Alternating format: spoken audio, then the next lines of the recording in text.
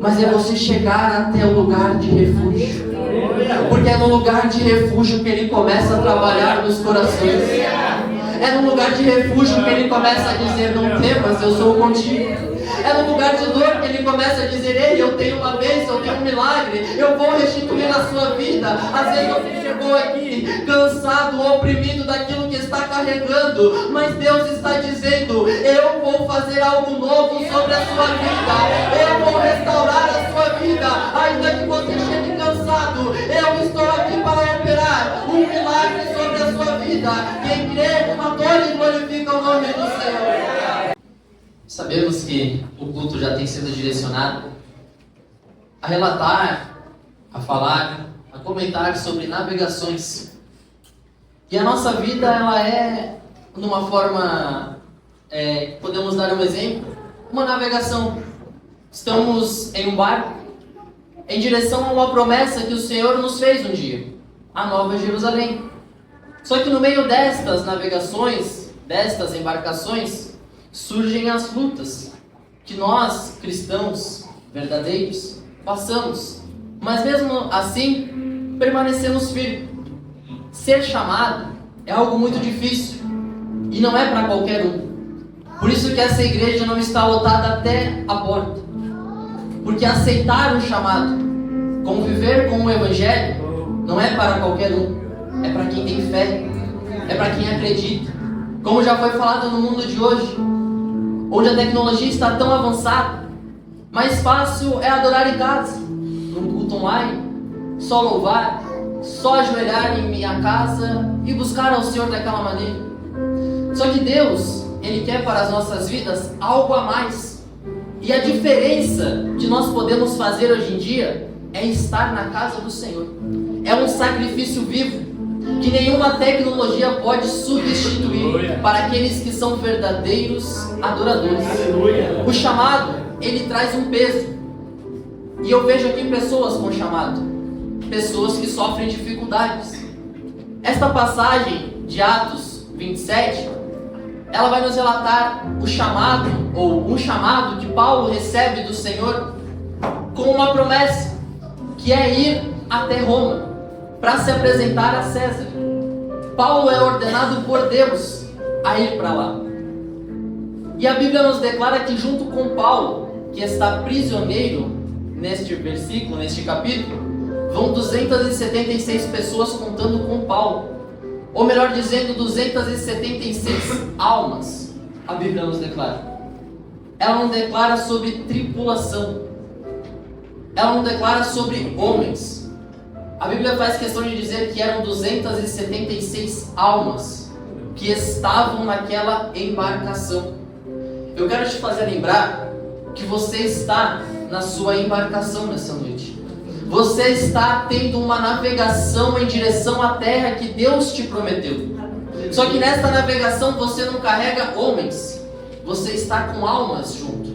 E se você perecer, não é somente você quem para, é todos aqueles que estão dentro desta navegação.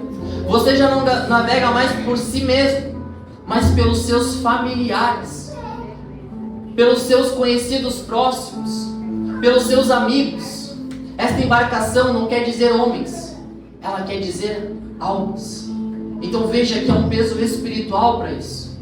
Porque se uma alma vale mais do que toda a riqueza da face da terra, quem dera 276, que Paulo agora tem uma ordem, direcionar estas almas até a promessa de Deus. Paulo entra nessa navegação, e ele entra como preso, prisioneiro a se apresentar a César.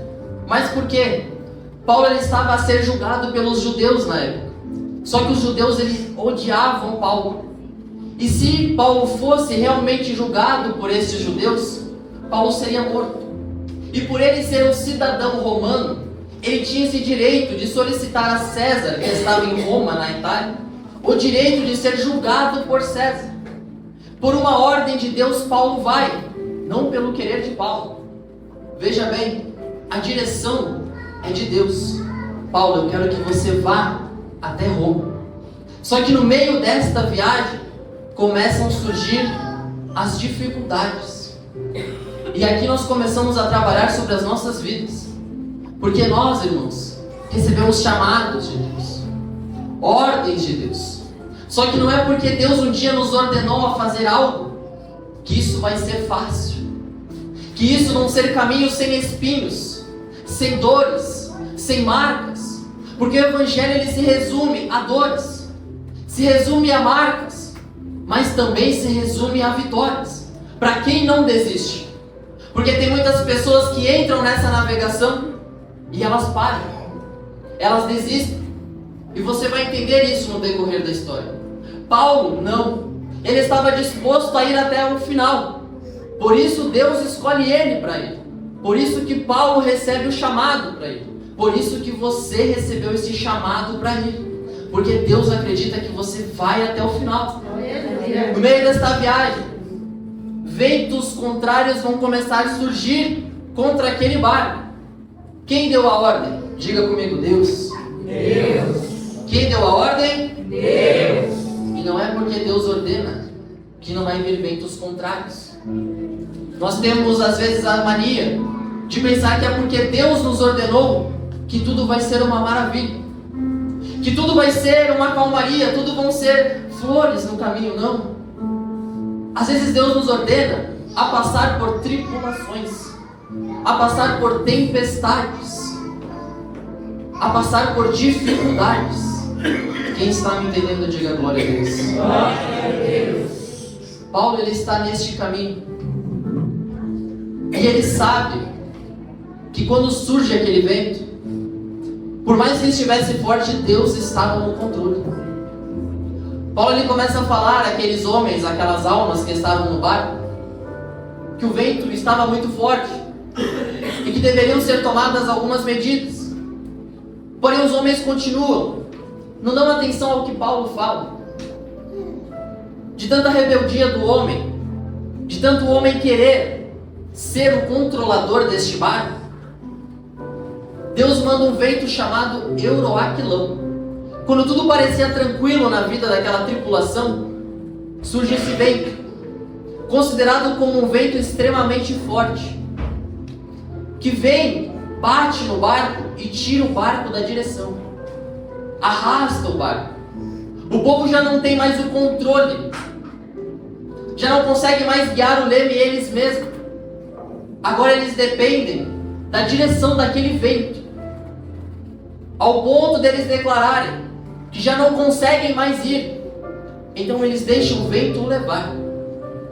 Deus quer falar ao meu e ao seu coração nessa noite que muitas das vezes, se for necessário, Ele vai te mandar esse vento Euroaquilão, um vento extremamente forte, para que você entenda que a direção da sua vida não está na palma de suas mãos, mas está no controle de Deus. Porque no momento que eu e você decidimos nós fazer essa navegação, você vai cometer erros, você vai cometer falhas, e você vai para um lugar que Deus não quis que você vá. Jonas foi assim. Deus deu uma ordem a Jonas e Jonas não foi, querendo tomar o controle da sua vida. E a Bíblia nos diz que maldito é o homem que confia na sua própria força, nas suas próprias vontades, na sua direção. Deus está querendo dizer para alguém aqui nessa noite: pare de tomar decisões conforme a sua vontade.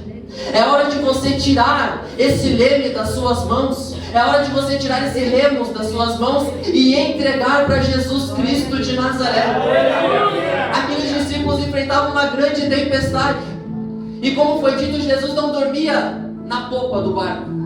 Jesus estava esperando os discípulos entenderem que enquanto os remos estivessem nas mãos deles, eles não iam dar conta da tempestade, mas que eles precisavam estivessem mais nas mãos deles, mas nas mãos de Cristo. O controle não estiver mais na mão dele, mas de Cristo. Assim é nas nossas vidas, irmãos. Entregue nas mãos de Cristo a direção da sua vida. Entregue nas mãos de Cristo aquilo que Ele já te prometeu que vai cumprir. Só que às vezes nós pegamos para nós. Eles seguem o caminho. E quando surge o vento, eles já não conseguem mais controlar e começam a ser levados. E no meio disso tudo, eles vão começar a aliviar o barco. Eles começam a tirar aquilo que estava causando peso, porque agora a direção não estava mais na mão deles, mas estava nas mãos de Deus. Eles começam a tirar ferramentas, eles começam a aliviar o navio, para que não naufragasse. Quantas das vezes nós temos que fazer isso em nossas vidas? Tirar peso, tirar amizades, tirar colegas, tirar pessoas que dizem que são, mas não são e estão do nosso lado. Muitas das vezes comendo em sua mesa, trazendo raiz de inveja. E aí o barco não sai do lugar e você não entende o porquê. E é Deus te falando, se for preciso eu mando vento. E ainda faço com que você alivie este barco. Porque eu quero que você chegue aonde eu te prometi. Porque eu quero que você chegue até o ponto da minha promessa. Eles começam a aliviar aquele barco. E passam-se tempo. E por dias, a Bíblia nos declara que eles não veem o sol e nem a estrela, ou as estrelas, porque eles estavam debaixo de uma tempestade. Mas quem ordenou foi Deus. Quem ordenou foi Deus. E mesmo assim a tempestade estava lá. Porque a ordenança de Deus não é tirar tempestades. A ordenança de Deus não é caminhos fáceis. Evangelho é dor, mas é o cumprimento da promessa. Eles continuam, mesmo sem o sol, mesmo sem a estrela. E isso está querendo dizer luz. E muitas das vezes as nossas vidas são assim: a escuridão, a falta de direção que vem sobre a nossa mente. Parece que tudo está fechado e nada mais dá certo. O sol sumiu, a estrela sumiu e a tempestade está lá, mas não esqueça, você está debaixo de uma promessa. E se Deus prometeu que você vai chegar, você vai chegar. E você vai entender como eles chegaram. E isso é extraordinário. Conforme eles estão navegando, chega um momento em que o barco, ele bate num lugar. E na junção de dois mares, ali ele fica preso. Quando ele fica preso, a proa, a parte da frente, ela trava e fica para cima. E a popa, a parte de trás, ela começa a rachar. Ela começa a se espedaçar. Aí eles viram e falam uns para os outros: olha, quem sabe nadar, vá. Porque havia um lugar perto para eles. Então quem sabe nadar se jogue. E quem não sabe, pegue o resto que sobrar do navio e vá boiando até a ilha, aonde está à nossa frente. A proa que fica fixa significa marcas, e a popa significa o resto. Porque muitas das vezes você vai chegar só com o resto aonde Deus te prometeu. Muitas das vezes não vai ser todas aquelas amizades que você fez no início que vão chegar com você até o final. Mas o importante é você chegar, ainda que seja com o resto. A proa é para você deixar a sua marca, e a popa é para você se agarrar. E mesmo que não saiba nadar, chegue até a ilha. E aqui eu acho que eu entro no ponto que Deus mais quer falar conosco. Eu precisava passar por isso para que vocês entendessem. Quando eles chegam nessa ilha, esta ilha se chamava Malta. Malta é considerado, ou tem o significado, de um lugar de refúgio. Um porto seguro. É isso que Malta significa. Então quando a embarcação ela começa a naufragar, eles se agarram naquilo que podem e chegam até Malta. E o que é Malta para nós hoje em dia? Aonde que é o seu refúgio hoje em dia? Aonde que é o seu lugar seguro hoje em dia? Se não a casa do Senhor.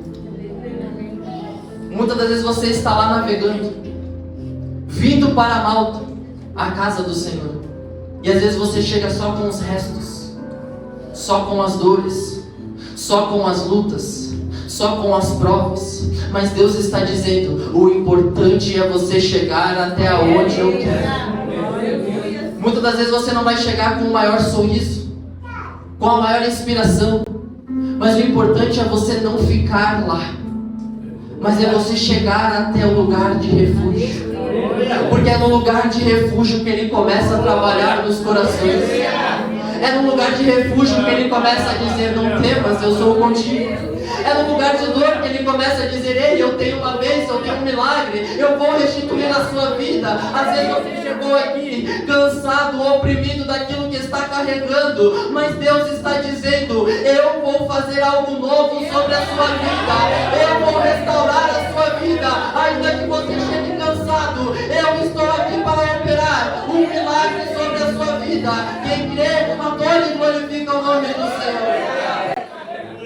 Eu estou cansado, pregador. Eu estou cansado.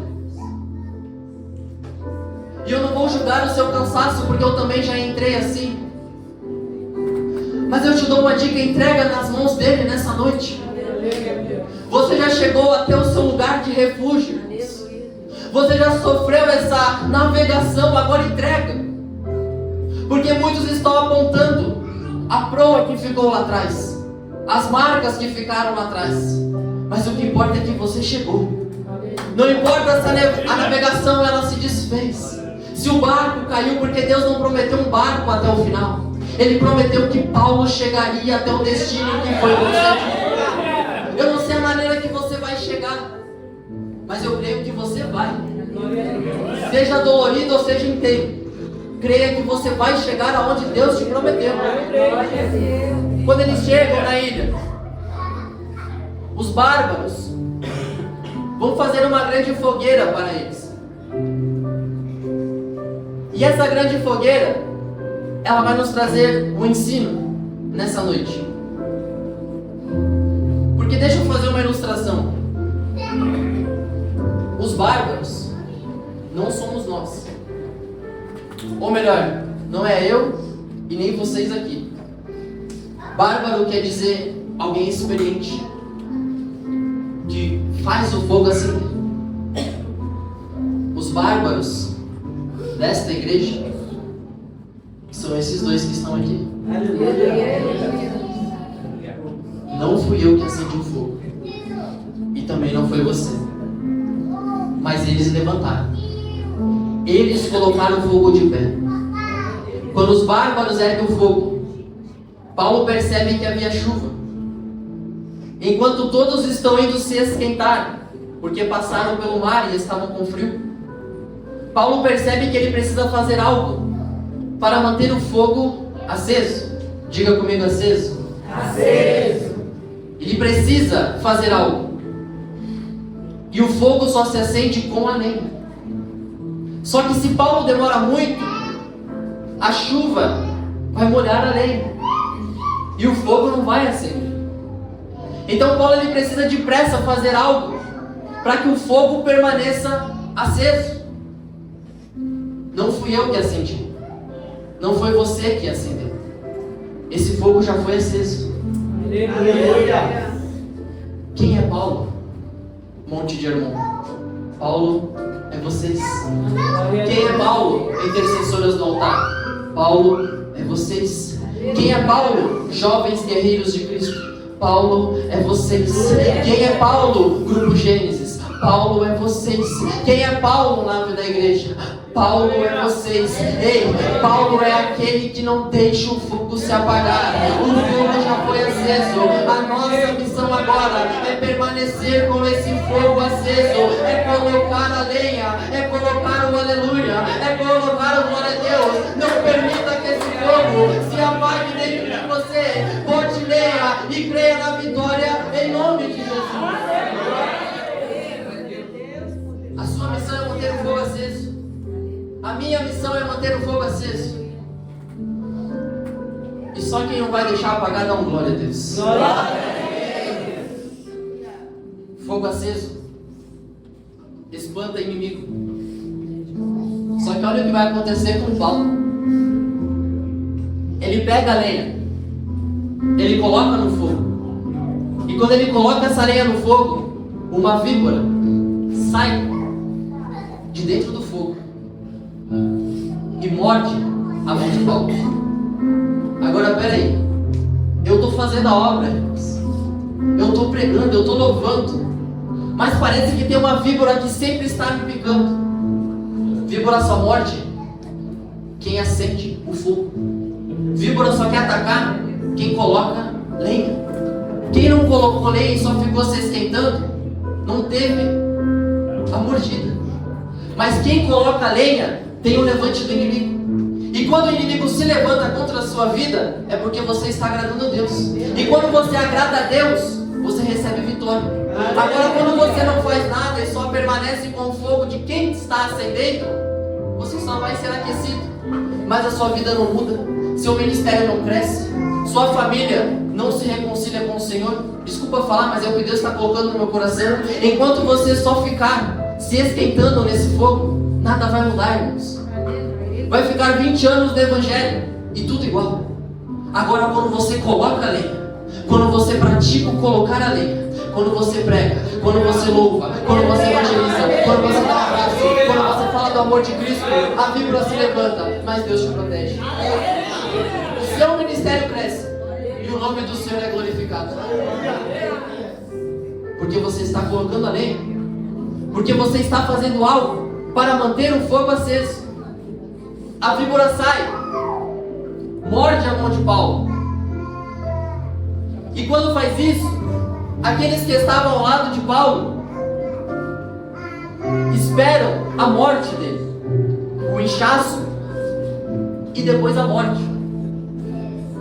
A Bíblia diz que não inchou, que Paulo não morreu, mas a Bíblia não diz que Paulo não sentiu dor. Pode ter doído e pode doer em você também. O levante do inimigo pode fazer dor em você, pode te machucar, mas Deus está dizendo, não vai trazer morte. E eu não falo de morte física em si, eu falo de morte espiritual. Ainda que essa víbora tenha se levantado contra a sua vida, hoje é noite dessa víbora ser queimada no fogo. Hoje é noite desse inimigo ser queimado no fogo. Hoje é noite de botar toda essa depressão, essa ansiedade no fogo. Essa víbora não vai te matar, o Senhor está falando para você nessa noite. Pode estar doendo, mas não vai te matar. O inimigo decretou a derrota sobre a sua vida, mas Deus está tampando essa sepultura e está te dando vida e vida em abundância nessa noite. Se você crê agora e glorifica ao nome do Senhor. Deus falava no meu coração de víboras se levantando contra o ministério. Mas ainda que está machucando, não vai parar. Ainda que está machucando, não vai te matar. Você não vai morrer na fé. Mas só se você tomar a atitude de Paulo. Quando morde, a Bíblia nos declara que a víbora, ela fica na mão de Paulo. Ela permanece na mão de Paulo. E essa víbora só sai quando Paulo sacode ela no fogo. Por que mordeu a mão? Obra, trabalho, missão, evangelismo, pregar, louvar. Está falando de obras. Por isso que ela pega na mão, porque ela quer parar quem faz a obra. Ela morde e ela fica. E ela só vai sair quando você quiser que ela saia. Quando você jogar essa víbora no fogo. Enquanto você não tirar essa dor do seu coração, não tem como fluir. Você precisa tirar essa víbora que te mordeu algum dia. Você precisa jogar ela no fogo. E aí você vai ver Deus te usar de uma forma extraordinária. E eu te explico dentro da palavra que isso aconteceu com Paulo. Ele saiu como prisioneiro. Na navegação ele foi capitão. Ele deu ordem aonde eles deveriam ir. Quando eles chegam em Malta, Paulo é julgado como um homicida, porque passou por tempestades e agora é picado por uma víbora. Quem estava ao lado falou: é um homicida. Quando aquilo passa, Paulo joga a víbora no fogo. Paulo não morre. E aí eles começam a ver o poder de Deus através da vida de Paulo. E a partir daqui, Paulo vai começar a curar na ilha de Malta. Ele saiu como prisioneiro, entrou como um capitão, chegou como um homicida e saiu como um médico. Mas só quando ele jogou a víbora no fogo. Se ele não tivesse jogado, ele não teria feito aquilo que o Senhor queria. Quando ele jogou a víbora, Paulo começou a ser usado por Deus. Paulo só foi usado quando jogou a víbora no fogo. Não permita que essa dor permaneça no seu coração. Se for preciso perdoar, perdoe. Se for preciso abraçar, abrace. Se for preciso, faça uma oração para que tudo isso que está negativo saia de você, pelo poder que há no nome de Jesus. Mas não permaneça com essa víbora na sua vida. E hoje Deus te deu a oportunidade de jogar essa víbora no fogo. Deus te deu a oportunidade de tirar essa dor do seu coração. E depende de você. O fogo já está aceso. Assim Ele manda te dizer. Agora joga no fogo e veja eu fazer o extraordinário na sua vida. Malta não foi o lugar final que Paulo deveria chegar, mas era necessário Paulo passar por Malta, porque às vezes é necessário nós passarmos também por certas dificuldades para que o poder de Deus for manifesto. É necessário às vezes, mas o destino de Paulo era Roma. E Paulo chegou até Roma. Porque quando Deus promete, Ele cumpre.